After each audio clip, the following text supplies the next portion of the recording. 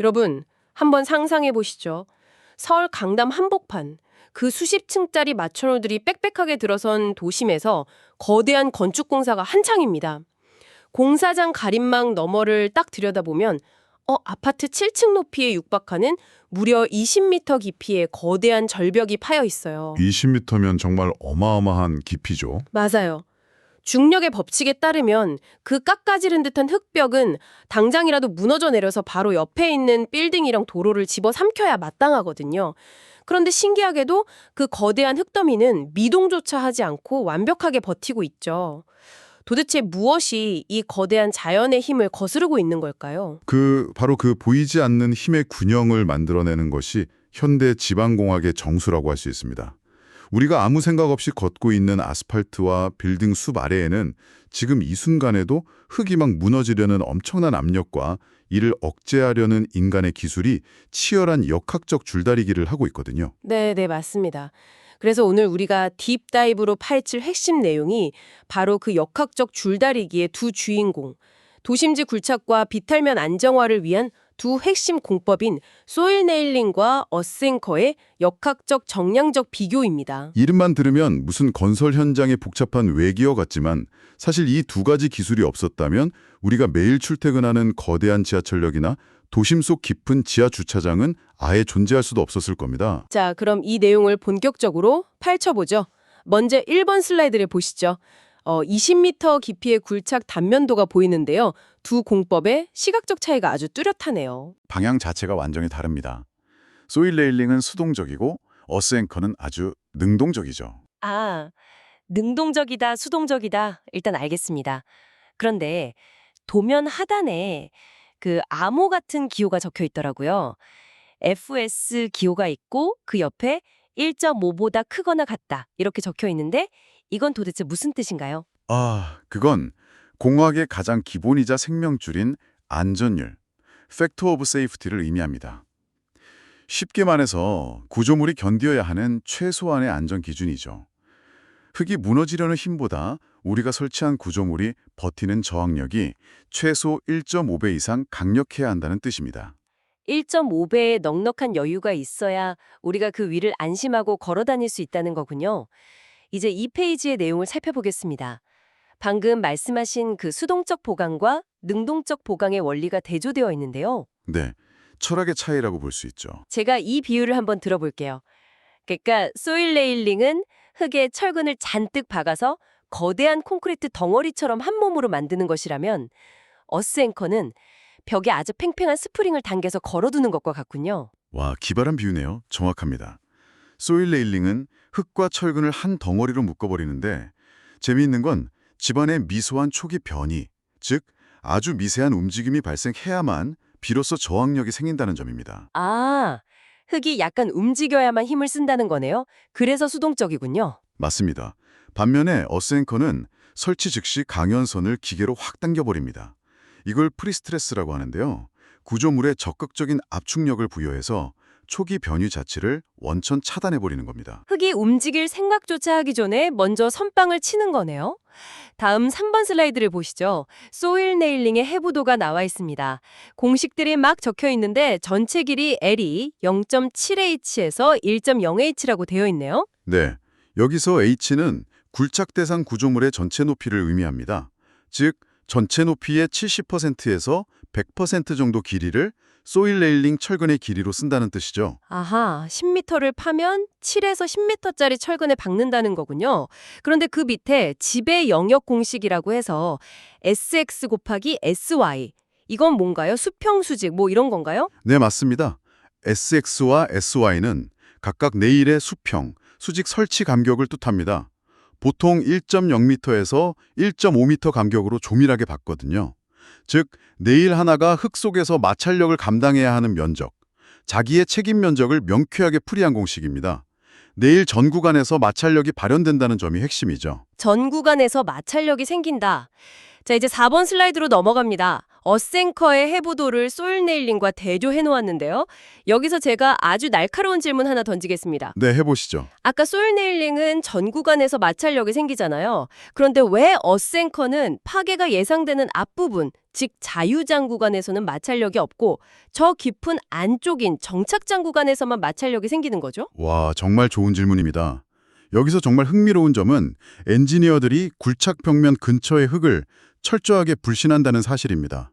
불안정한 지방에서는 마찰력을 기대할 수가 없거든요. 아, 어차피 무너질 흙이니까 믿지 않는다. 큰 곳에 닻을 내리고 벽을 강제로 당기기 위해서 앞부분에는 매끄러운 튜브를 씌워 자유장 구간을 두는 겁니다. 원리를 알면 아주 단순하죠. 낭떠러지 앞에 흙은 버리고 저 멀리 단단한 맨땅에 쇠말뚝을 콱 박아두는 거군요. 다음 5페이지의 정량적 재원 비교 슬라이드를 보시죠. 수치와 자재의 차이가 나오는데요. 이 목적의 차이가 자재 스펙으로 직결됩니다. 소일 레일링은 우리가 흔히 아는 일반 이형 철근을 1.0에서 1.5m 간격으로 조밀하게 박습니다. 저렴하고 한한 철근을 쓴다는 거네요. 그럼 어센커는요? 어센커는 엄청난 인장력을 견뎌야 하니까 고강도 강연선, 즉 PC 스트랜드를 씁니다.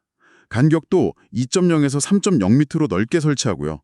특히 어센커는 토사부터 안반까지 사실상 거의 모든 집안에 적용 가능하다는 압도적인 강점이 있죠. 현수교에 들어가는 그 두꺼운 케이블 같은 걸 듬성듬성 박아놨는 거군요. 이제 6번 슬라이드에 국가 건설 기준 KCS를 살펴보겠습니다.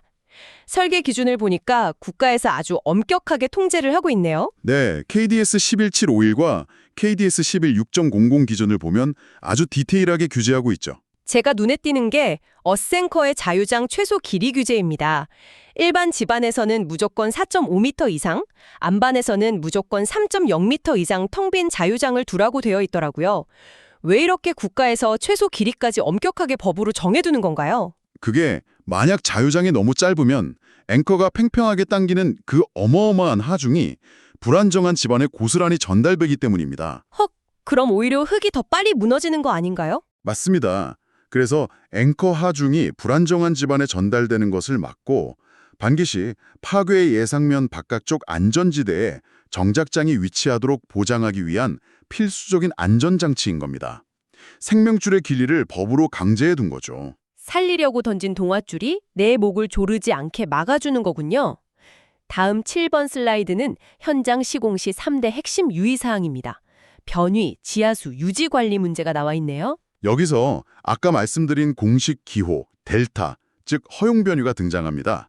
도심지처럼 치마량이 10에서 20mm 이하로 엄격히 통제되어야 할 때는 초기 변유를 차단하는 어스 앵커가 필수입니다. 아, 1에서 2cm도 움직이면 안 될 때는 무조건 어스 앵커군요. 반면에 허용 변이 델타가 50mm 미만으로 그나마 미소한 변형이 허용되는 일반 비탈면 같은 곳에서는 경제적인 소일 네일링이 훨씬 유리하다고 볼 수 있습니다. 그렇군요. 두 번째 유의사항이 지하수위 문제인데요. 그 전문 용어로 보일링이랑 슬러핑이라는 게 적혀 있는데 이게 도대체 무엇인지 청취자분들을 대신해서 제가 좀 묻겠습니다. 물이 끓는 건가요? 네, 보일링은 사질토, 즉 모래 땅에서 지하수위가 높을 때 수압을 못 이기고 흙이 물과 함께 부글부글 끓어오르는 현상이고요. 슬러핑은 흙이 아이스크림 녹듯이 무너져 내리는 현상입니다. 모래성이 파도에 스르륵 무너지는 거랑 똑같네요. 맞습니다. 이 경우 흙 스스로 서 있을 수 있는 자립성이 없기 때문에 마찰력을 이용하는 소일 네일링은 적용하기가 매우 까다롭고 위험합니다. 아, 소일 레일링은 집안의 자립이 필수 요건이군요. 세 번째 유의사항도 유지 관리 측면이네요. 영구 어스앵커의 경우 강연선 부식 방지와 잔존 긴장력 모니터링이 필수입니다. 엄청난 텐션을 유지해야 하니까 삭거나 풀리는 걸 계속 감시해야 하죠. 케이블이 끊어지면 대형 사고니까요. 이제 8페이지, 공법 선정 의사결정 트리를 보시죠. 엔지니어들이 실제로 공법을 선택하는 사고 과정을 따라가는 것 같은데요. 네, 여러분이 현장 소장이라고 생각하고 한번 따라와 보시죠. 첫 번째 질문, 중요 구조물 보호를 위해 변이를 엄격하게 제한해야 합니까? 여기서 예스면 어센코로 갑니다. 노라면 다음 질문으로 넘어가죠. 아, 자립성과 지하수위 문제네요. 물이 쏟아지고 흙이 무너지나요? 맞습니다. 여기서 물이 차단 안 되고 자립성이 없으면 소일 레일링은 탈락입니다.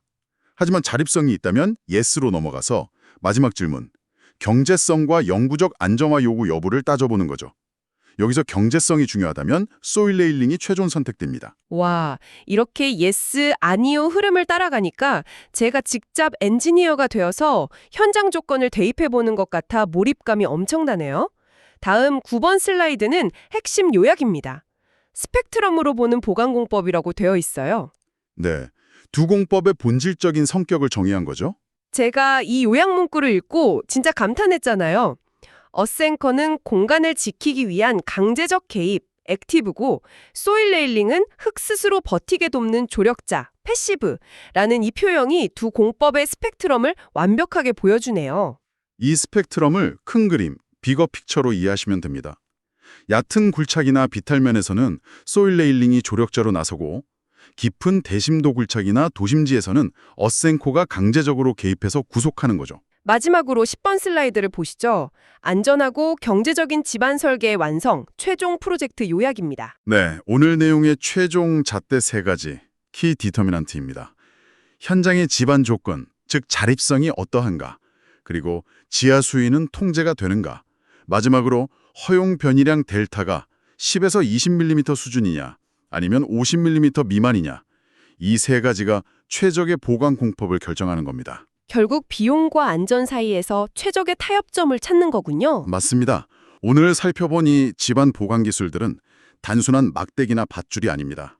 자연의 거대한 압력에 맞서 인간의 공간을 창출해내는 현대 건설에서 없어서는 안 될 가장 필수적이고 위대한 역학적 예술이죠. 정말 그러네요. 여러분, 오늘 이 놀라운 이야기들을 듣고 나니 도시가 완전히 다르게 보이지 않으신가요? 우리가 매일 걷는 도심의 번화가, 그 거대한 빌딩 숲 아래의 깊은 땅 속에서는 지금 이 순간에도 수많은 어스앵커들이 보이지 않는 강제적 텐션을 유지하며 우리의 공간을 지켜내고 있습니다. 네, 어둠 속에서 말이죠. 당장 여러분이 있는 이 건물 발밑에는 과연 어떤 방식의 조력자 혹은 개입자가 땅을 꽉 움켜쥐고 있을까요? 여러분의 일상 속 발밑을 지키는 숨겨진 기술들에 대해 한 번쯤 상상해 보시길 바라며 오늘의 흥미로운 심층 탐구는 여기서 마치겠습니다.